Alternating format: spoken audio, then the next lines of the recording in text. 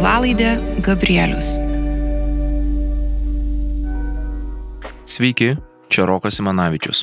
Šiais metais XFM eteryje bei per kitas platformas pristatome XFM radijo bei Evangelikų liuteronų bažnyčios specialiai priklausomybės temai skirtą tinklalaidę pavadinimu Gabrielius. Šios tinklalaidės epizodus vienyje skirtingos patirtys, požiūriai, o svarbiausia vienas ir pats svarbiausias tikslas – tai siekis būti laisvais. Tęsime tinklalaidės epizodų seriją iš Tauragės.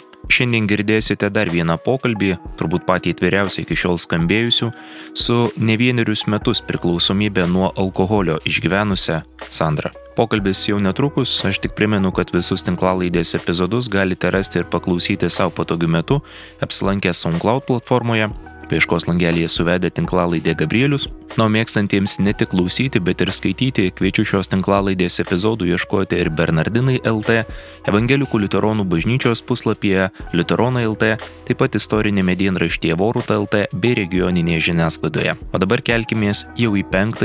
tinklalaidės epizodą. Sveiki dar kartą, šį kartą sveikinuosi iš Tauragės rajono savivaldybės visuomenės sveikatos biuro. Šiandien iš tikrųjų toksai neeilinis tinklalaidės Gabrielius epizodas. Tai yra pirmoji turbūt tokia tiesioginė patirtis, kur žmogus kalba apie priklausomybę. Dažniausiai mes kalbėdavom apie priklausomybę žmonių, kurie padeda kovoti būtent tiem žmonėm, kurie yra priklausomi. O šį kartą bus pirmas žmogus, kuris yra labai realiai su tuo susidūręs, pats iš savęs. Ir turbūt kiek atvirai, kiek norės, tiek ir papasakos. Tai sveikinuosi su Sandra. Sveiki, Sandra. Sveiki. Sandra, nežinau, kaip save pati prisistatytumėte. Aš šiaip dažniausiai linkęs kažkaip pašnekovus, aišku, dažniausiai būnu pristatyti, tai yra natūralu, bet vėlgi tai yra jautrus kontekstas, kalbam apie priklausomybės, nežinau, ką šitam kontekste apie save norit papasakot klausytojams? Pas mane gyvenimas visada buvo kupinas pokyčių. Aš ir furistė buvau, ir su prekyba specialybę pasibaigiau, ir mama dabar esu. Bet kuriuo atveju visur mane gyvenime lydėjo priklausomybė. O tai dėl ko aš čia ir atėjau, dėl ko aš čia ir esu, dėl ko aš čia ir kalbu, tai yra būtent šita tema šiandien. Tai taip, aš esu alkoholikė ir būtent dėl to ir atėjau čia, kad pasidalinčiau tiesiog šitą savo patirtim, kad galbūt padrąsinčiau kažką kreiptis pagalbos, galbūt suteikčiau kažkam vilties, suteikčiau kažkokio tikėjimo, pasitikėjimo, galbūt įkvėpčiau kažką tiesiog, savų pavyzdžių, savo patirtim. Aš neturiu nei kvalifikacijos, nei kažko, kad galėčiau kažką pamokyti ar išmokyti apie tai, bet turiu patirtį ir tas patirtį įgytas žinias. Tai nežinau, natūraliai kylant klausimams, kažkokiems, sakykime, apie šitą priklausomybę, apie alkoholizmą, pabandysiu juos atsakyti nuoširdžiai, paprastai ir aiškiai, pasiremdama savo patirtim. Pasakymas, aš esu alkoholikas, ar ne šiuo atveju alkoholikė, kiek tai yra lengva ar sunku tai pasakyti? Dabar šiai dienai kažkaip aš tą žodį priimu visiškai ramiai ir natūraliai, nes tai yra pasikeitęs mano mąstymas šiai dienai apie šitą žodį, apie šitą diagnozę, apie šitą ligą, sakykime taip ar ne. Bet atsimenu save pačioj pradžioj, pirmą kartą, kaip nuvykau į Minesotą, sutikau pirmąjį socialinį darbuotoją. Čia turbūt įveskim klausytojus į kontekstą, tai yra Minesotos programa specialiai būtent vykdoma priklausomiems nuo alkoholio, taip? Jo, tenais kaip stacionarinis gydymas, kaip ir ligoninė, to prasme, ir tenais ta programa apie 3 savaitės kažkas tokio panašaus, ir aš sutikau socialinį tą darbuotoją ir jisai sako: labas, aš esu albinas ir aš esu alkoholikas. Man išsipūtė akis, aš galvoju, o Dieve, ką tu čia kalbi, žinai, už galvos susiėmė, galvoju, kaip tu gali apie save taip šnekėti, žinai, nes to žodis man tai dienai buvo žiauriai baisus, nežinau, jis man asocijavosi gal daugiau net kaip su kokiom patyčioms, kaip su kokiu pažeminimu, kaip su kokia etiketė, žlugusio žmogaus etiketė, tiesiog išmesto žmogaus etiketė. Tai ir atspindi mano tų dienų mąstymą, tų dienų supratimą, ar ne, kai aš tiesiog tik atvykau pirmą kartą į centrą gydytis. Ir tai buvo pakankamai senai, tarp kitko, tai buvo turbūt prieš kokius 13 gal metų net. Tikrai buvau labai jauna ir šiai dienai, kiek aš pati iš savo patirties esu išmokusi ir supratusi, ta žodis alkoholikė, alkoholikas man yra visiškai natūralus.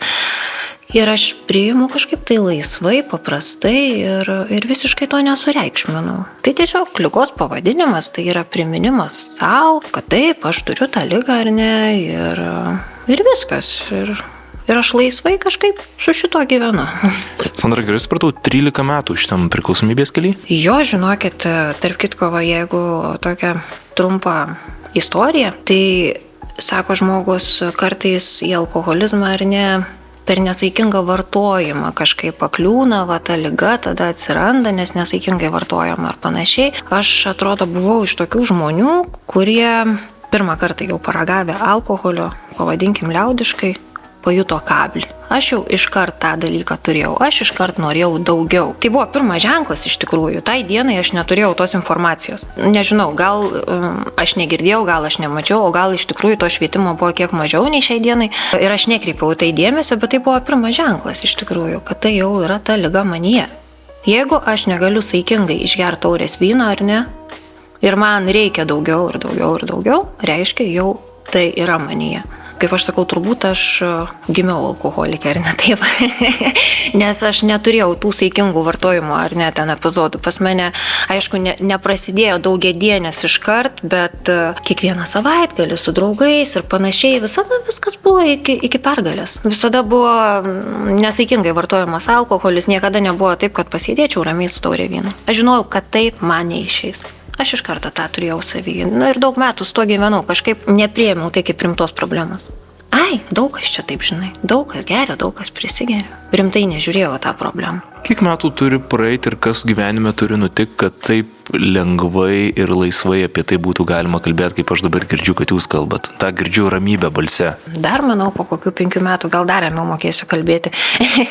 Tai realiai viskas kažkaip savaime vyksta, viskas labai priklauso nuo informacijos, nuo to, kiek aš gaunu ar ne informacijos, kol aš tos informacijos neturėjau ir gyvenau su išankstiniam nuostatom, su etiketėm savo galvoj, tol man, sakau, tas žodis buvo keiksmažodis ir aš labai pykau, kai kas nors man pasakydavo, Sandra, tu turi problemą. O, Dieve, aš sakydavau, tai tu esi mano problema. Aš iš tikrųjų nenorėjau to priimti, aš tam priešinausi visom savo jėgom, pati savo, kaip sakant, melavau ar nebuvau savo nesąžininga, sakydama, ne, čia yra ne problema. Einu prieš savo valią pirkti šnapsą, pirkti alkoholį, jį vartoju ar ne, sakau savo, kad ne, viskas, aš dabar jau nebegersiu ir vėl vakare einu pirkti, taigi vėl prieš savo valią pati suprantu, ką darau. Ir vis tiek sakau, čia ne, aš dar neturiu problemų, žinai. Ir aš daug metų šitaip savo melavau. Daug metų savo melavau ir to pasiekoju ir melavau ir kitiems ir negalėjau net priimti kitų pagalbos, sakykim taip ar ne. Tas toksai priėmimas gal daugiausiai atėjo su AA grupių lankymu. Aš dabar jau metai, kaip lankau tas grupės. Ten tiesiog matydama, kaip žmonės dalinasi savo patirtimi, girdėdama jų visą patirtį ir tą sukauptą išmintį, sakykim ar ne, labai daug įgaunu galimybių pažinti save ar ne, pažiūrėti save iš šalies, nes, sakykim, kalba žmogus, kuris nei fiziškai, nei dar kitaip į mane visiškai nepanašus ar ne. Iš vis ten gali būti vyras kokių ten 55 metų, kuris nei hobio panašaus, nei dar kažko nėra turėjęs, bet ką jis kalba, man taip yra pažįstama, man taip suprantama ir atrodo, žinai, tus jausmus, tas situacijas, tus išgyvenimus, aš jaučiu tiesiog pati, ar ne, ir tai atrodo artima man ir aš tada jau visai kitaip priimu tą situaciją, tą ligą, aš matau prieš save žmonės, gražius, normalius, fainus žmonės, žinai, ir jie su ta liga gyvena blaiviai ir gyvena daug metų blaiviai ir eina į tas grupės ir turbūt tai man padėjo lengviausiai priimti, nes aš daug ligoninių apkeliavau ir koduotis bandžiau ir viską ir aš dar ilgai buvau neigime. Apie AA ir kodavimąsi mes dar būtinai pakalbėsime, bet prieš tai, kas liečia alkoholio priklausomybę, daug kas galvoja, kad tai gali būti ar ne išmoktas tas elgesys, ar ne, kitaip tariant, jeigu ten mato, kad tėvai geria, artimieji geria, artimoje aplinkoje, kaip pačios aplinkoje, ar ne, buvo tas alkoholis jis jau nuo mažumės kažkur buvo fone, jis matėsi, ar vis dėlto tai buvo toksai atrastas, kabutėse džiaugsmo metodas? Nežinau, šiaip, kaip sakau, būtent mano patirtis ar nerodo, kad aš saiko neturėjau nuo pat pradžio. Tai turėjo galimai įtakos, taip, aš giminiai turiu priklausomų žmonių, yra ne vienas, aš mačiau savo aplinkoj, kai aš augau ir tai iš vis gal, sakykime, aš kaip kaimo vietoviai esu augusi, gyvenusi ir gyvenanti. Tai ypatingai seniau ten nenustepsi sutikęs girtą alkoholiką, einantį gatvę su meškerė ar kažką panašaus. Kažkaip tai visiškai natūraliai buvo priimtina. Nežinau, ar aš galėčiau pasakyti, kad aš tai išmokau. Gal kažkiek prisidėjo prie to mąstymo formavimo, sakykime, apie tai, ar ne, kad daugiau priėmiau kaip natūralų, normalų dalyką, daug tų žmonių tenai, sakykime, per šventės girtų mačiau kažkokių ar nepadauginusių panašiai, kas man tokį suformavo tokį supratimą, kad gal nėra čia taip blogai, žinai, va čia prisigėrė, bet tai nieko čia tokio, žinai. Bet ta liga, jinai realiai buvo pas mane viduje. Jinai buvo, aš manau, visą laiką ir aš turėjau tą polinkį, sakykime, jau. Man reikėjo tik tai pabandyti ir pabandyti daugiau ir dažniau. Vat kažkas tenais buvo ir ne su to vartojimu, kas užkabino mane. Ir dėl ko aš norėjau daugiau ir daugiau, dar ir dar. Dėl ko, aš kaip aš sakau, aš negalėjau išgerti alaus, vieną tenais butelio, ar sidro, ar tenais vyno taurės. Pas mane taip niekada nebuvo. Dabar iš tos perspektyvos yra klausimas, kodėl aš geriau, ar ne, žvelgiant į praeitį, apskritai tas jau atsakymas savo yra, kodėl aš tai dariau? Nežinau, ar tas atsakymas, sakykime, būtų pilnas. Šiai dienai tų atsakymų aš randu vis daugiau. Sakykime, taip pat būtent grupių dėka, būtent žmonių pasidalinimų dėka aš šitą radau, kad žmogus pasakė grupiai, sako, aš kaip supratau, kad sergu psichinė liga, ar ne, tai reiškia, kažkas pas manęs, ten su mąstymu gal nėra gerai, žinai, ir aš atkreipiau dėmesį į šitą, tai taip galvoju, tada kažkas to mano mąstymu gali būti negerai, nes aš kažkaip įsivaizdavau, kad čia pas mane viskas yra gerai, žinai, ir aš čia neturiu jokių problemų, nes aš tam neigime, kaip sakau, ir gyvenau, pas mane ten gal finansinė kažkokia problema yra, bet realiai tai jokių problemų nėra, žinai, ir jo, paskui žiūriu, kad tikrai ten tų problemų yra ir yra ne viena, ir jausmus yra sunku atpažinti. Kas ten pas mane dar buvo irgi paminėta, ir valgymo sutrikimų tema, ir jausmų atpažinimas, ir tiesiog ta pati neigiama mąstysena, pati saviplaka, tas toksai savikritiškumas, bandymas siekti kažkokio perfekcionizmo, tiesiog noras tobulai viską padaryti, labai gerai padaryti, išsikėlimas savo kažkokių labai aukštų, nepasiekiamų kartais tikslų. Ir tas mąstymas toksai, kad visada neigiamai apie save, pas mane visada buvo tos meilės trūkumas vidinės. Aš pavyzdžiui, sakykime, imkim tokią mažą smulkmeną kaip pavyzdį. Aš kažką darau, man iškrenta iš rankų ir aš mintysiu savo, oi, žiopla. Ar ten dar kažkokia tokia, ten, ant savęs, o tokia. Užmetu, žinai, tokia ir aš nekreipiu dėmesio į tai. Ir paskui galvoju, kodėl man taip blogai. Ir esmė gavosi ant pačio galo tokia, kad aš supratau, kad man buvo taip blogai gyventi su savo mąstymu blaiviai, kad aš tik laukiau, kad kuo greičiau atjungsiu tas savo smegenis ir, ta prasme, alkoholio pagalba jas atpalaiduosiu ir galėsiu nebemąstyti. Tai čia yra tokia pati pagrindinė priežastis. Visas mano mąstymas mane vedė į tai, kad aš norėjau tą mąstymą išjungti. Šioje vietoje padarykime trumpą pertraukėlę ir netrukus sugrįšime. Su jumis radio stotis XFM. Tinklalaidė Gabrielius. Sveiki sugrįžę, čia tinklalaidė Gabrielius per XFM radiją. Šiandien lankomės Tauragėje, kur klausomės itin atviro, ne vienerius metus su alkoholio priklausomybė gyvenusios Sandros pasakojimo. Daugelis, ypatingai kai mes kalbam apie priklausomybę nuo alkoholio, galvoja, ką jau ten naujo galima apie ją pasakyti, rytum priklausomybė nuo alkoholio yra vientisa ir ne visiems vienodai, bet iš tikrųjų taip nėra. Ne, manau, kad yra iš tikrųjų kiek žmonių, tiek ir situacijų. Kiekvienam yra individualiai ir kiekvienas turi rasti tą savo kelią, sakykime, taip yra, ar ne. AA grupių pagalba siūloma ta 12 žingsnių programa, ar ne, ir tai yra gairės. Gairės gyvenime, kuriuom gali vadovautis, jeigu nori gyventi blaiviai. Jos yra siūlomos gairės ir kaip man patiko vienas pasakymas, sako, čia tau toks yra pasiūlymas, jeigu tu nori gyventi, ar ne, tai tau kaip ir iš lėktuvo, ar ne, tu gali šokti be parašiuto, sako, bet tau pasiūlys parašiutą. Tai čia yra kažkas panašaus. Nes, pavyzdžiui, tie visi kiti mano laikotarpiai buvimo blaivybėje buvo daugiau panašus į kančią. Iškentiesiu negerus, ar ne, užsikoduosiu ir iškentiesiu. Tai taip ir gyvenu kančioj. Ir dėl to sakau, kad kiek yra žmonių, tiek yra ir situacijų. Mes visi turim kažką bendro, kaip aš sakau, žmogus į mane nepanašus, bet aš jaučiu, ką jis kalba. Jaučiu, ką jis kalba tiesiog. Ir man gera klausyti, o situacijos gyvenime ir išgyvenimai ir visa kita yra vis tiek skirtingi ir viskas dėliojasi, nežinau, kaip mata maža dėlionė. Jūsų priklausomybė, nežinau, jeigu galima kažkaip ją dar atskirai išskirti, tai yra ypatingumas, čia vėlgi toks kabutėse, ar ne, dalykas, kuris gal ne visada irgi atrodo, kaip tai visą tai dera, tai vat prašysiu tai papasakot, alkoholis ir valgymo sutrikimai. Prisiminkit gal kokią nors vieną dieną iš to vat vartojimo etapo ir ją gal šiek tiek iliustratyviai, jeigu manoma, papasakokit, ar ne, kaip tai atrodo, ar ne, vartoja alkoholį ir po to tie dar valgymo sutrikimai. Pavyzdžiui, pas mane, tai, sakykim, imkim savaitę kokią, nes pas mane, taip maždaug, tokiam laikotarpiai, toksai, sakykim, uždaras ratas, negaunasi. Būdavo taip. Ateina kažkoks laikotarpis, aš nesuprantu, žinai, kaip aš jaučiuosi, aš nesuprantu, kas su manim daros, aš tiesiog kažkaip jaučiuosi ir einu kažką darau. Taip sakysiu, pagal tą, ką aš jaučiau ir ką aš dariau. Ir aš nustoju valgyti. Aš nevalgau, geriu kavą, kartais suvalgau kokį saldainį. Kai nevalgai porą dienų, ta kava labai veikia irgi stipriai. Iš tikrųjų, ir ta psichinė būsena, ir ta energijos antplūdį tokį suteikia. Ir taip kelias dienas nevalgau, kava, saldainis, taip pusbadžių gyvenu, beveik visiškai tuščias skrandis. Ir paskui po tų kelių dienų atsiranda nenormalus potraukis alkoholį. Jau viskas, tada aš noriu eiti alkoholį pirkti ir vartoti alkoholį. Ir tada, žinoma, per tiek laiko išsivalęs organizmas jis labai yra neatsparus tam alkoholiui ir tada prasideda vartojimas. Ir tas alkoholio poveikis, jisai maksimalus ir aš galėčiau taip dabar įvardinti gal. Toks jausmas gal kaip raketinio kuro pavartojus turbūt.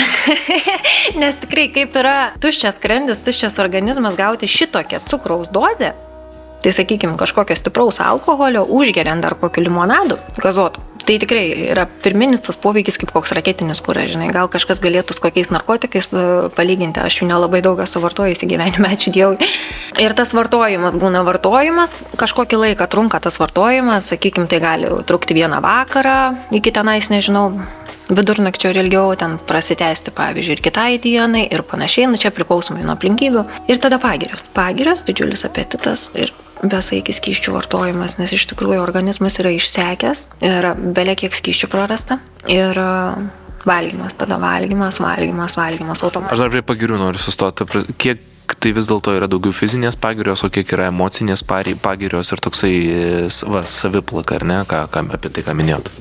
Viskas viename, žinokit, jau per tas pagirios, tai ten puikiai atsimenu tos jausmus, kokie yra, sakykime, iš psichologinės pusės gėda, kaltė, koks tai yra nemalonus tas jausmas, ta saviplaka tokia, tiesiog atrodo, viduje žmogus jautiesi kaip, tiesiog tikrai, nurašytas, toks nereikalingas, atrodo, net pats prieš save, pati prieš save taip jausdavausi, kad aš čia niekam tikusi, kad iš manęs nieko gero, kad aš nesugebu, kad aš negaliu, kad aš nevaldau situacijos, kad aš, kaip ir sakiau, ten minėjau, aš ten tokia, aš anokia. Tai tas toksai psichologinis aspektas, ta tokia tikrai labai nemaloni savijauta, nežinau, dar ypatingai prie viso to atsirasdavo kažkokios didelios baimės jausmas. Tiesiog, atrodo, toks jausmas yra gal tekę girdėti, nežinau, kas sako žmonių bijai. Bet tai toksai jausmas, atrodo, tikrai žmonių bijai, bendraut bijai su žmonėm. Ir net sunku paaiškinti, kodėl. Tai yra tas toksai psichologinis labai stiprus ir galimai tai valgymo sutrikimai irgi prie to labai prisideda, nes valgymas, sako, ramina.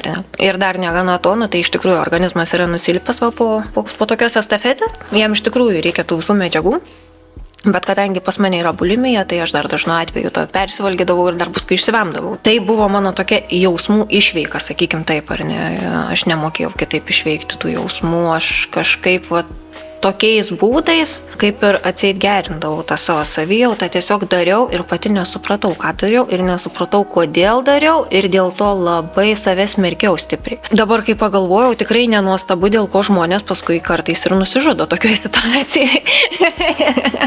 Ir tiesą sakant, ir pas mane yra buvę tų dalykų ir tai tik tai dar kartą parodo, kokia tai yra klastinga šita liga ir kad tai nėra tik tai kažkokie ten vaikų žaidimai ar kažkokios linksmybės, viskas dažnai ir gana dažnai pasibaigia mirtimi. Taip įsigryninom, kad maždaug tų 13 metų, ar ne, tam kelyje ne tik priklausomybės, ar ne, bet ir turbūt jau su supratimu, kad tai yra priklausomybė, ar ne. Na, aš turiu kiek to gryno gerimo metų buvo, gal tai paklausiau. Va tai va čia vienintelis faktas, kurį šiandien apie save tiksliai pažiūrėjau, kad va sakau, reikia išsigryninti, nuo kada prasidėjo tas toks tikras buitinis alkoholizmas ir nuo kada gėrimas man tapo nebe linksmybė, o, tiesiog kasdienio atsipalaidavimo dalim, sakykim taip, ar ne. Pasižiūrėjau, kad mokyklą baigiau 2013 metais, tai yra profesija. Tai kažkur 2014 metais jau buvau normaliai, tai pažengusi buitinė alkoholikė. Tai jau 10 metų stažo pilnumoje, va, yra, sakykim, jau tokio,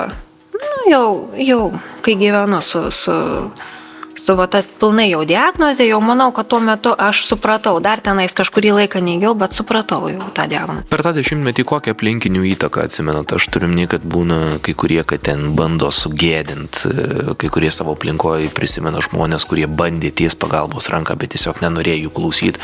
Ką jūs atsimenat iš savo aplinkos per tą, tarkim, buitinio alkoholizmo 10-metį? Pas mane tėvai visada buvo nenuleidžiantis rankų, kaip pasakyti, jie visada buvo pasiruošę man padėti ir jie visada skatino mane kreiptis ir jie visada motyvavo mane kažką daryti. Dėl to aš esu nemažai dalykų išbandžiusi. Nes aš visada kaip ir jaučiau tokią netgi pareigą. Net ir tada, kai pati nelabai norėjau, ar ne. Dar, kaip aš sakau, man tai nebuvo, sakykim, problema kažkurį laiką.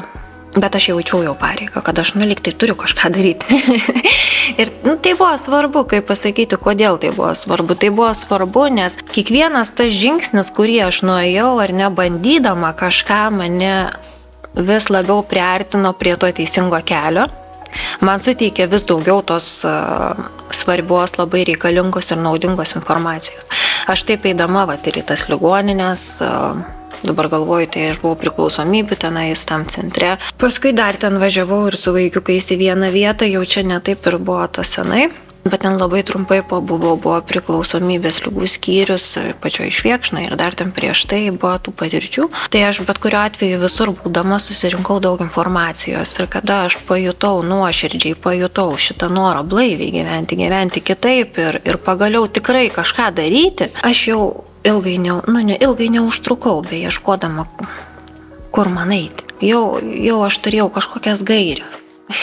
Jau nebereikėjo klaidžioti miškais. Tie, kurie klausosi mūsų tėvai, ar ne, kurių galbūt vaikai yra priklausomi, ką jūs jums patartumėt, nes turbūt iš tos psichologinės pusės, iš priklausomybių konsultavimo pusės, turbūt konsultantai sakytų, kad palikit tą vaiką ramybį, leiskite jam pasiekti dugną, nes jisai ir jūs nusitems į tą dugną kartu. Kiti vis dėlto bando iki pat paskutinės eiti kartu su vaikais, nesvarbu kokioje priklausomybėje, jeigu ten atsiranda po to ir tie patys kriminaliniai kažkokie dalykai, ar ne, įsiskolinimai, dar kažkas apmokinėja skolas, viską eina tvarkyti reikalus, kad tik tai apsaugot priklausomą nuo priklausomybės tų tikrų padarinių. Ką patartumėt tėvams, tiems, kurie klauso? Vis dėlto leist pačiam priklausomam vaikui į dugną nueit, ar vis dėlto bandyti įtraukti? Aš kaip mama, pati 2 mažų vaikų, ar nesakyčiau, kad bet kuriuo atveju turbūt tėvai labai gerai jaučia savo širdim, ką reikia daryti. Vis tiek reikia gerai pasiklausyti savo širdies. Ne to, ką kalba galbūt sūnus ar dukra, nes iš patirties galiu pasakyti, kad kol esi žmogus priklausomas vartojime, tos nuoširdžios kalbos yra labai sunku rasti. Galima sakyti, aš gyvensiu kitaip, aš tiesiog viskas turi matytis pagal veiksmus kažkokius, ne pagal pažadus ar ne. Tikrai jausti širdim, nes kaip aš sakiau, tiek žmonių, tiek situacijų. Yra žmonių, kuriem tikrai reikia pasiekti tą dugną ar ne, kažkokį dugną, gal kažkokį praradimų patirti. Yra žmonių, kurie atsispiria gana greit, sakykime, ar ne, ir yra žmonių, kurie ateina į grupę ir sako, pasižiūri ir pasidžiaugia, tas žmogus dar nepraradęs. Tas žmogus dar pilnai, tvirtai įsitvirtinęs gyvenime ir smagu, kad jisai jau yra čia. Kad nereikia eiti viso to sunkaus kelio, kurį teko eiti daugeliui. Svarbiausias dalykas yra, manau, informacija ir švietimas. Kaip mes, sakykime, ar ne, išleidžiam tą savo vaiką važiuoti į gatvę su dviračiu, mes maždaug paaiškinam pasiekmes. Kas bus, jeigu tu išvažiuosi į gatvę degant raudonam šviesoforo signalui arba ten kažkas panašaus. Tai tiesiog elkime gal panašiai ir duokim kiek įmanoma daugiau tos informacijos, ne, apie galimas pasiekmes.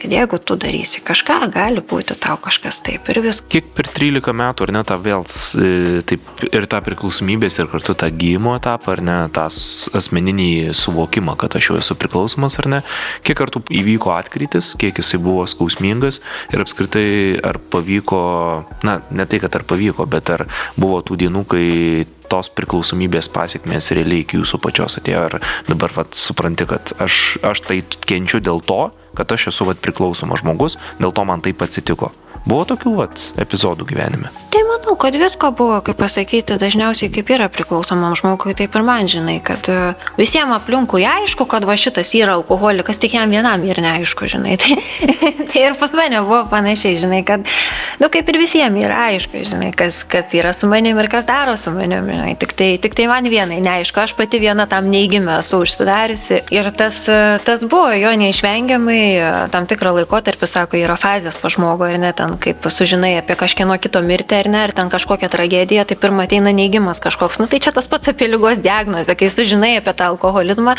Tai irgi, pavyzdžiui, aš ilgai tam neigime buvau ir pagaliau, ačiū Dievui, tai priėmiau. O dėl tų realių pasiekmių, sakykime, tokių ar ne, man yra tekę susidurti su vaikų teisėm, su tom socialiniam tarnybom. Tai čia yra irgi vienas iš pasiekmių ir paskui, kaip čia pasakyti gražiau, pragėriau teises. Tai tokia yra ar ne pasiekmė, ką aš iš tikrųjų branginau ir mylėjau labai tą savo vairuotojo pažymėjimą ir galimybę naudotis tą teisę. Ir aš dabar jos neturiu, bet yra kaip yra, kaip pasakyti, priimu, kaip to pasiekmė, tai man tik tai parodo, žinai, koks tas alkoholizmas gali būti išvedantis iš proto, sakykime taip, mane asmeniškai, kiek jisai gali pažeisti sprendimų priėmimo teisę ir panašiai, nes atrodo, sakai žmogus savo, kad aš taip niekada gyvenime nesielgčiau, ar ne, ir paskui žiūri, kad aš tai padariau, ne? Kas vyksta su manim, kas vyksta su mano protu, kaip aš priimu sprendimus ir kuom aš vadovaujuos gyvenime ir ne tam vartojime. Tai tiesiog yra pamokos, sakykime, aš dabar taip vadinčiau, negalėčiau pasakyti, kad aš kenčiu ar ne dėl to. Tai yra pamokos, labai vertingos pamokos mano gyvenime, bet tai šiai dienai jau aš tą dalyką taip priimu. Pradžioj tai tikrai buvo ir pakentėti reikėjo, visai buvo. Čia trumpam sustokim ir netrukus pratęsime tinklalaidę. Tinklalaidė Gabrielius. Iššokome į antrąją tinklalaidės dalį. Šį kartą jį įrašyta Tauragėje, kur savo patirtimi apie alkoholizmą dalyjasi Sandra. Aš tik primenu, kad priklausomybės temai skirtą tinklalaidę Gabrielius rengia XFM radijas kartu su Evangelikų liuteronų bažnyčia. Per šiuos metus pristatysime 15 skirtingų epizodų šiandien lengva, tačiau itin svarbia tema. O dabar grįžkime pas Sandrą. Jūs dabar kalbat vėl apie alkoholizmą tai pakankamai ramiai, aiškiai, nieko neslėpdama, bet turbūt įdomu sureaguoti būtų įsiaiškinti, o kaip priklausomo žmogus, vėl dabar jūs matot prasmę kalbėti apie tai ar ne, apskritai, nes tikitės, kad išgirs žmonės, kad kažkam tai gali būti naudinga. Kaip alkoholikas reaguoja tuo metu, kai kažkas kalba apie tai, kad ei brolau arba sesė, žiūrėk, aš buvau ten kur tu ir yra kitas kelias. Kaip tuo metu yra reaguojama? Ar yra kažkokia kibirkštėlė viduje, kad gal iš tikrųjų, gal iš čia visai neblogai kalba, ar maždaug tokį žmogų norisi kuo greičiau šalin, į šoną stumt? Labai įvairiai. Galėčiau sakyti, kad, pavyzdžiui, ypatingai to vartojimo laikotarpiu, tai tie jausmai labai sumišę viduje yra. Ir kažkaip alkoholis, jisai yra psichiką veikianti medžiaga ir jinai labai iškraipo visus jausmus, emocijas, visą tą supratimą ir sakykime taip ar ne, kaip ta diagnozė alkoholikas, alkoholizmas, alkoholikas, alkoholikė. Tai iš pat pradžių ir tas neigimas, ir tas pyktis automatiškai stumia, ar ne? Nes aš jau pykstu, tu mane čia iš komforto zonos, čia yra skaudi vieta. Čia yra skaudi vieta, ypatingai jeigu dar yra iš ankstinių nuostatų, etikečių kažkokių, ar ne, kaip aš paturėjau etiketės, kai man pasakė ten, aš albinas, aš esu alkoholikas, eik tu galvoji, tu bepratis esi, kad tu taip apie save drįsti sakyti, žinai. Tai kaip aš supratau šitą žodį, ar ne, tai čia viskas priklauso nuo žmogaus ir nuo to, kiek jisai žino. Kiek jisai žino, tiesiog kiek jisai yra girdėjęs. Ir galiu pasakyti, iš patirties, kai aš pati alkoholikė ar ne, ir tas toksai vartojimo metu būdavo emocijų, sakykime, karuselės, emocijų linksmieji kalneliai, taip vadinkim, ar ne. Ir vieną akimirką aš gal sakysiu, čia šneka nesąmonės. Čia eik, tu čia, ten tam pavyko, man nepavyks, ten dar kažkas tokia, ne, čia, arba čia tikrai ne, man čia dar kažkas, bet, žinai, aš paskui vėliau gal atsisėdus pagalvosiu.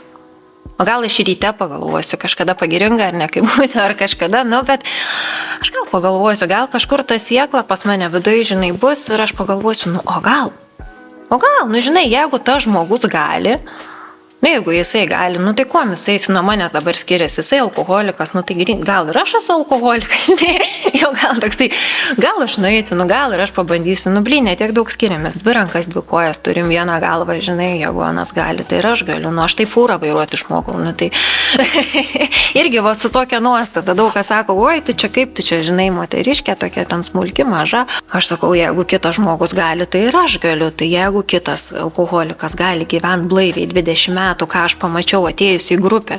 Ateinu, prieš mane sėdi turbūt ten 6 ar 7 žmonės ir sako, 5 iš jų ten 15, 20, 25 metai blaivybės. Aš netekau žado, sėdėjau ir žiūrėjau, taip kaip kokius gerus fejerverkus pamačiusi, galvoju, vau, man sunku patikėti, kad šitiek metų galima blaiviai gyventi. Ir jų akį švyti.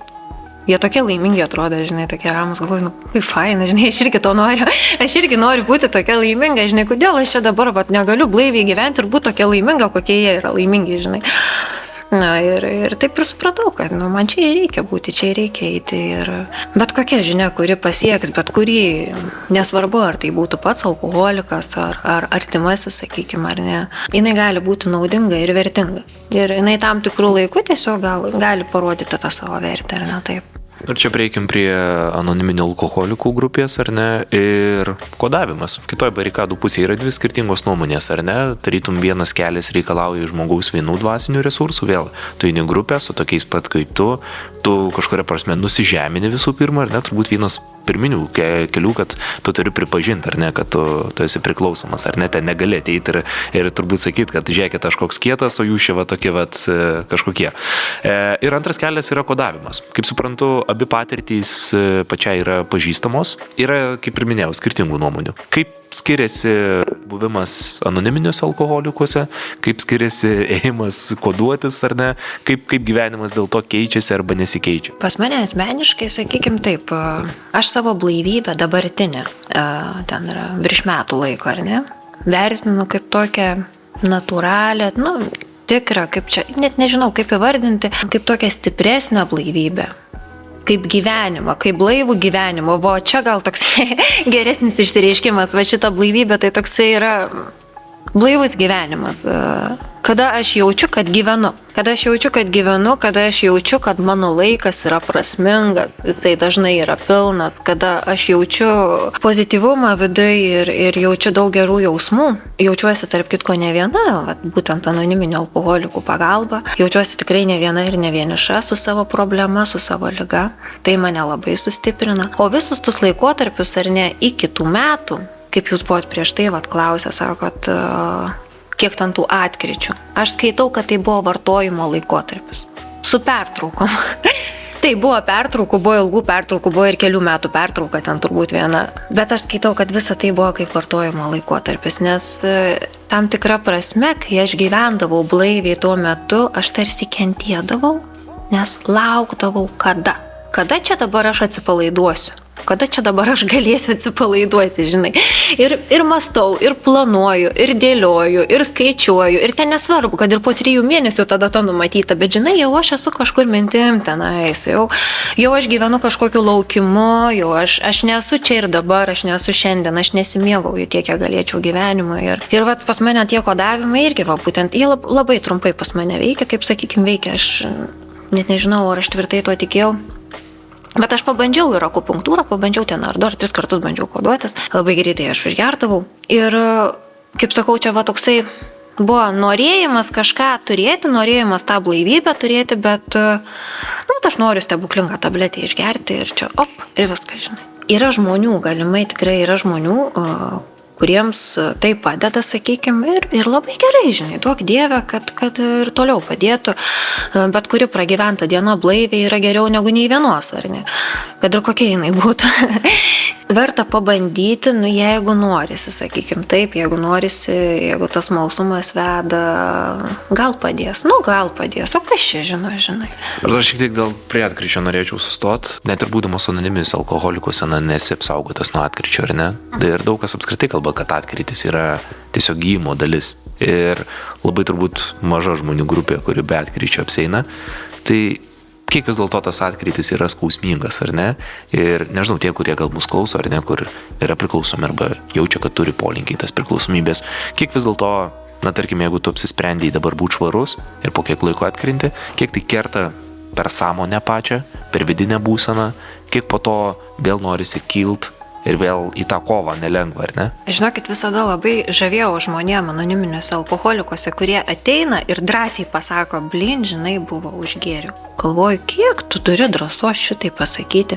Aš atsimenu, pradėjau lankyti anoniminius alkoholikus seniai, jau ten prieš kiek ten tų metų, ten iš po tos Minesotos. Ir paskui aš užgėriau, žinai. Tai aš neturėjau drąsos dar 5 metus į anoniminius alkoholikus ateiti. Aš bijojau pripažinti prieš kitus garsiai, kad aš užgėriau. Man buvo šitie gėda, šitiek nepatogu, aš priėmiau čia kaip kokią tragediją, man tai buvo žiauriai skausminga, man buvo geriau gerti dar 5 metus, negu ateiti ir pasakyti, žinai, nuoširdžiai, paprastai ir aiškiai. Ir dabar šiai dienai, žinai, aš nežinau, skaus susižavėjimą kelia, jeigu žmogus ateina ir taip padrąsiai paima ir pasako, žinai, man tai faina, taip išgirsti, pamatyti ir galvoju, va čia tai yra, žinai, drąsa, tiesiog tu tai paimi, nes aš žinau, kaip tą pirmą dieną ten, ar tiesiog iš po tų gėrimų, ar iš po to atkryčio, kaip yra pačiam sunku tus ledus pralaužti ir pačiam pasakyti. Nors aš sėdžiu ar ne šalia ir man ta informacija, užgėrė, tai užgėrė, žinai. Aš ta prasme nereaguoju kažkaip ar nestipriai. Gerai, tai pagalvokim kiekvienas iš savo perspektyvos. Ar aš stipriai reaguoju, jeigu mano kaimynas, ten vakar prisigėrė? Nelabai, pasižiūrėjau, prisigėrė, tai prisigėrė, taip pat aš reaguoju į kitą narį, ar ne? Prisigėrė, tai prisigėrė, einam toliau. Viskas. Žinai, čia yra pačiam savo tas sienas pramušti yra labai sunku. Bet jas pramušus, jau tada prasideda kitas gyvenimas, jau tada tu pajauti, kad tu turi ryšį, sakykime, su ta grupė, su žmonėm tenais esančiais. Pasiklausykime muzikos ir netrukus sugrįšime jau į paskutinę pokalbio dalį. XFM. Radijas gyvenimui. Tinklalaidė Gabrielius. Sugrįžtame į paskutinę tinklalaidės Gabrielius dalį ir šiandien klausomės itin atviro Sandros pasakojimo apie jos gyvenimą su priklausomybe. Apie tą šviesesnę pusę mūsų tinklalaidės pabaigoje šio epizodo ir pašnekėkim, ar ne, savęs paieškos, fūristė. Kiek iš tikrųjų, nežinau, atsiranda kažkoks noras kažką keisti gyvenime, dabar minėjot, kad daugiau negu metai jau švarūs. Aš įsivaizduoju, kad tai yra milžiniška pergalė, ar ne? Daugelis sako, antras net gimtadienis būna, ar ne? Kaip vis dėlto tas gyvenimas pasikeitė, ar ne? Kiek dabar yra noras savęs ieškotis ir aš vėl grįžtu ir prie to regionų fono, ar ne? Viena yra būti priklausomam didmiestį, kur tavęs, tikėtina, tikrai tiek daug žmonių nežinos apie tavo problemas, nepažins, gal ten, nežinau, kaimynai ar dar kažkas, artimiausi draugai. Kita visai yra regione, kur vėl yra įsidarbinimo galimybės ar ne visai kitokios, viskas ribota ir jeigu tu įsidarbintis, tikėtina, kad jau tave kažkas žinos ir nebūtinai geruoju žodžiu žinos. Tai kiek tai savęs paieškos ar ne padeda visą tai sudėjus regioną, kuriame gyveni, norą atrasti save ir naują gyvenimo būdą, ar ne, naują gyvenimo modelį, kuriame nėra vietos alkoholiui. Pas mane visam gyvenime turbūt buvo savęs paieškas. Aš niekada nesustojau. Nuo pat vaikystės man buvo įdomus daugelis dalykų ir aš tik tai vieno niekada negalėjau suprasti. Galvoju, kaip tiem žmonėm išeidavo pasirinkti vieną specialybę ir dirbti pagal ją visą gyvenimą. Man kažkaip buvo sunku suprasti. Aš įsivaizduoju, galvoju, norėčiau sėdėti ofise, žinai, tokį darbą dirbti, pasibaigiau tokią specialybę. Padirbau, nepatiko. Gerai, nusivyliau gyvenimu, prasidėjo ten tos mano problemos, visa kita ir tiksliau neprasidėjo, išryškėjo gal, sakykim taip, tada, galvoju, ėjo laikas, sužinojau galimybę fūrą pavairuoti yra.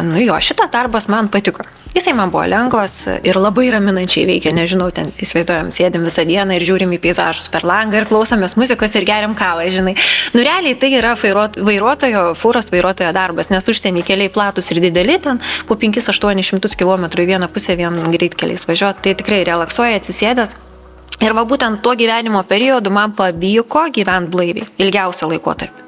be mažiausiai pastangų. Tai matomai man reikėjo tų tokių relaksacijų. Aš gal to ieškojau, aš ieškojau to atsipalaidavimo. Tas darbas man tai suteikė, bet aš pastojau ir po to grįžau, kaip pasakyti, į normalų gyvenimą ir ne iš tų nuotykių. Ir aš dabar esu mama ir ačiū Dievui, kad aš šitą dalyką priėmiau visiškai natūraliai, sakykime taip, priėmiau tai, kad aš neturiu žinių ar neauginti vaikus ir aš tiesiog natūraliai pradėjau to mokintis. Aš pradėjau to mokintis, skaitytis knygas, lankiau pozityvios tėvystės kursus, dabar ten dar vienus kursus eisiu ir domėtis visais tais dalykais. Ir iš tikrųjų, tai darydama dėl savo vaikų, aš labai radau daug savęs. Labai daug supratau savęs, supratau, iš kur tiek daug kyla manyje visokių dalykų, kur yra ten kažkokios ten vaikystės klaidų, sakykime, ar nepasiekmes, kažkas ten tokio. Man tai padėjo save atrasti, suprasti ir tai vat yra pokytis ir dabar vėl planuoju mokytis naują specialybę, taigi vėlgi su kompiuteriais, su programavimu, su galimybė dirbti iš namų, nes tiesiog man taip yra dabar patogiau. Tai nėra bėgimas nuo savęs. Tai yra gal savęs tokio paieškas, sakykime, aš renkuosi tai, kas man patogu. Aš tikrai labai ilgai bėgau ir niekur nepabėgau. Ir esu ten, kur buvau iš pat pradžių. Ir iš pat pradžių tikrai aš bėgau nuo žmonių, ypatingai nuo artimų žmonių, nuo tų, kurie žino mano problemą. Labai stipriai norėjau pabėgti nuo savęs turbūt, nes man buvo labai negera su savo mąstymu, su savo mintim. Šiai dienai kaip pat jau atėjau į AA grupės ir pradėjau daugiau suprasti save ar ne, daugiau atrasti priežastis, pasiekmes, mąstymą savo pradėjau keisti, įpročius formuoti ir visa kita. Aš supratau, kad man yra gera ten, kur aš esu, ten, iš kur aš norėjau pabėgti ar ne, visa tai yra man gera. O specialybė, sakykime, tai yra ta tokia sritis, kur dar pas mane gal neatrasta, dar bekintanti. Ir dabar aš bet kurio atveju renkuosi, sakykime, taip patogiau iš finansinės pusės ir tiesiog iš bendro patogumo, ar ne. Aš esu mama 2 vaikų ir esu, sakykime, išsiskyrus, susituokus nebuvau, bet mes atskirai, ta prasme, visą tą laiką gyvenam, tai aš turiu planuoti laiką. Ir man darbas iš namų yra, sakykime, labai patogus. Ir būtent dėl to aš vėl šitą dalyką keičiu, ar ne? Bet aš vis tiek dar noriu sugrįžti, ką reiškia priklausomo žmogaus etiketė regione. Kiek tai yra sunku išeiti gatvę, kiek tai yra sunku ieškotis darbo, būnant gyvenant regione. Šiaip su darbu, nežinau, nėra taip tekę susidurti, kad ar ne kažkas ten kažką būtų apie tą priklausomybę pasakė. Gal tai dėl to, kad aš daugiau buitinė tokia alkoholikė buvau, ar ne, ir tų draugų mažai turėjau, su kuriais ten kažkur baliavot eičiau, nes alkoholį daugiau naudojau tokią kaip raminančią priemonę. Bet taip, tai yra daugiau tokia vidinė. Pavyzdžiui, aš jeigu išgirdau, kad kažkur kažkas kažką kalba, ar ne, apie alkoholizmą, išgirdau ten to žmogaus mąstymą, nuostatas, kažkokį smerkimą, ar ne, nepriėmimą, kažkokį nurašymą, aš labai asmeniškai priimu, žinai. Ir aš smerkiu save. Ir tai, žinai, ir visa tai, kas vyksta manyje, mane lydi visur, kur aš einu. Visur, kur. Jeigu kol aš gyvenu tame smerkime ir save žlugdau, tol tikrai yra neįmanoma, atrodo, rasti vietą šioje žemėje, kur galėtumai būti laimingas. Vilniui kažkaip kaip buvau Vilniui, sakykime, Minesotai, buvo lengviau nueiti grupę. Nes ten yra didelės grupės, labai daug žmonių, jautiesi maža dalimi, o sakykime, kaip pas mūsų ar nemažas miestelis ir ten ateini į tą grupę, nėra tų žmonių tiek daug ir jau visų veidus labai gerai atsimeni ir suvoki, žinai, kad ir tave atsimens ir taip ir yra, žinai, bet iš kitos pusės, žinai, mes tam ir einam, kad norim gyventi blaiviai, tai čia yra vienintelė sąlyga, sakykime. Ar ryšys su tai žmonėms, tie, kurie yra grupėse, kažkoks vyksta ir po grupės, ar ne, jie tampa draugais, bičiuliais? Visko būna. Šiaip realiai, kaip pasakyti, mes gal taip labai daug, bet aš asmeniškai ar nebendrauju ten po grupės ar panašiai, bet nebejotinai aš visada jaučiu jau išskirtinį tam tikrą ryšį su tai žmonėm. Va tai yra žmonės, ar ne, pavyzdžiui, aš kaip alkoholikė niekada neturėjau galimybės pasikalbėti apie savo problemą su kažkuo, kas mane suprastų. Dažnai, pavyzdžiui, pasakius kažką žmogui, kuris neturi priklausomybės, lieki nesuprastas, ar ne? Nes yra žmogui sunku įsivaizduoti, kas ten vyksta tavo galvoje, žinai. Kas ten pas tave ir kokie ten yra tie išgyvenimai Ir žinai, tas žmogus gali likti nesupratęs ir tu gali likti nesuprastas. O čia ta tema tokia jautri, žinai, dar ypatingai, kaip sakau, ta visuomenė dar nėra šitaip nusiteikusi baisiai prieš tą alkoholiką, ar ne, tai buvo turbūt didžiausias tos etiketės iš tų praėjusių, kaip sakant, laikų alkoholikas, šizofrenikas ir dar ten kokia nors. Tai buvo tokie, žinai, jeigu eini pas psichologą, tai durnas esi, žinai. Tai čia toks jau senas tas mąstymas, jau jisai keičiasi, jau jisai tikrai keičiasi ir jau žmonės visai kitaip žiūri, žinai, ir aš pati, sakykime, ar ne, poliklinikoje lankausi pas specialistus ir aš ne vienam esu pasakiusi, kad aš esu priklausomas asmuo, aš esu priklausoma nuo alkoholio, ir žinai, visai fainai sureagavo, nieko tokio. Puikiai priėmė, niekas manęs nepasmerkė. Kažkaip, žinai, žmonių mąstymas jau keičiasi, informacija pasiekia. Mūsų pokalbės jau pabaiga artėja. Vaikai. Ar galima sakyti, kad vaikai dabar yra tas jūsų varomasis variklis, būtent kuris laiko toj blaivybei? Vaikai, sakykime, mane pamotyvavo pradėti. Bet kuriuo atveju žmogus, kuris nori eiti blaivybės keliu, pirmiausiai tai turi daryti dėl savęs. Kad ir kas bebūtų aplinkui, dėl mamos, dėl tėčio, dėl močiutės, dėl vaiko, galiu pasakyti, kad tai sunkiai pavyks. Tai yra svarbiausias darbas dėl savęs. Atsakykim taip, aš tokią filosofiją pasirėmiau paimdama iš knygos, ar ne, apie vaikų auginimą. Yra pasakyta, mylėk save taip kaip savo vaiką. Jeigu nori, kad tavo vaikai būtų laimingi, tai ta prasme ir rūpinkis savim taip kaip savo vaiku, ar ne? Aš supratau, kad aš turiu pirmiausiai rūpintis tada savim, žinai, ir aš turiu jaustis gerai. Jeigu aš kentės ir mano vaikai, ar ne?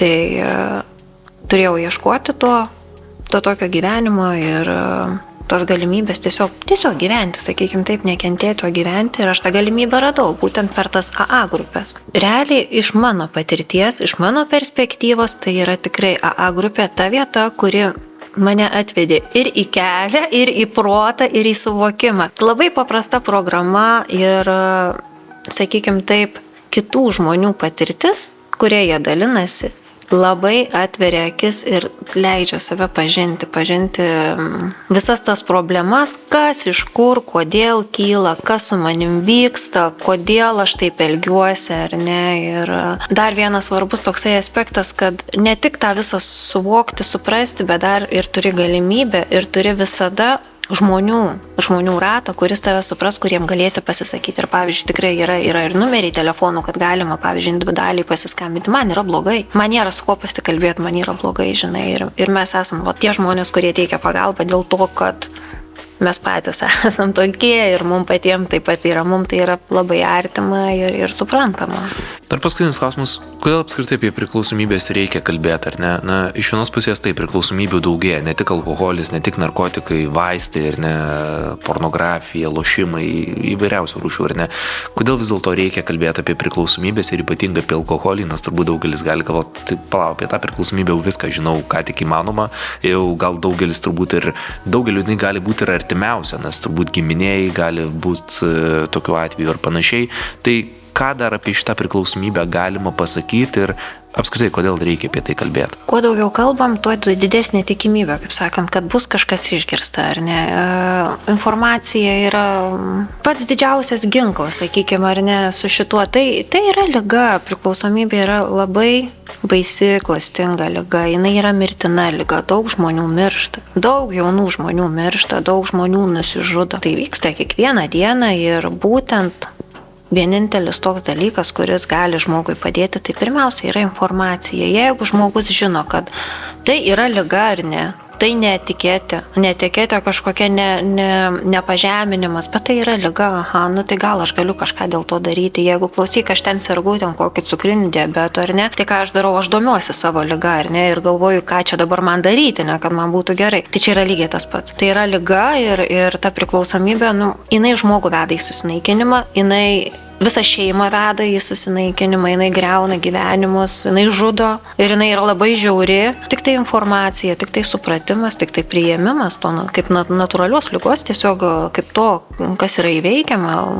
Yra tikrai daug pavyzdžių, daug žmonių lankančių grupės, daugelį metų gyvenančių ir blaiviai, taigi grupės yra ne tik alkoholikų, yra ir narkomanų grupės, yra ir lošėjų grupės, yra ir net šeimos narių grupės, sakykime, Al-Anon grupės, palaikymo grupės žmonėms, kurie turi priklausomus artimoje aplinkoje. Ta visa informacija padeda daug geriau suprasti, daug geriau priimti ir šitaip nesisieloti, šitaip nesikankinti dėl tų, diagnozių, dėl tų ligų tokių ir visai kitaip pasikeičia gyvenimo kokybė.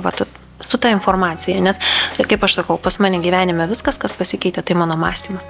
Bet nuo mano mąstymo pasikeitė visas mano gyvenimas. Ar ryšys su šeima išliko?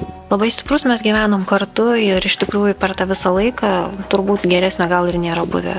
Pat kaip yra šiai dienai, sakykime, nes aš tikrai pilnai suprantu, kaip yra sunku pasitikėti, ar ne, o kaip be pasitikėjimo yra sunku išlaikyti ryšį šeimoje, ar ne. Šiai dienai kažkaip tas mūsų bendravimas yra daug artimesnis, daug malonesnis ir iš tikrųjų aš pastebėjau, kad man keičiantis tiesiog ir šeimos nariai keičiasi ir pas mūsų darosi daug malonesnis, daug pagarbesnis ir šiltesnis tas bendravimas šeimoje. Kuo anksčiau iš tikrųjų pat irgi buvo tam tikros kartais gal ribos peržengiamos ar kažkas, tai tikrai labai stipriai pasikeitė ir visas pokytis prasidėjo nuo manęs pačios ir nuo mąstymo keitimo. Ačiū už pokalbį.